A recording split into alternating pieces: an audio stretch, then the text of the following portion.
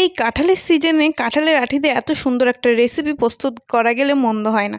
তো তার জন্যই প্রথমে প্রেসার কুকারে আমি কাঁঠালের আঁটি ছাড়িয়ে নিয়ে নিয়েছি।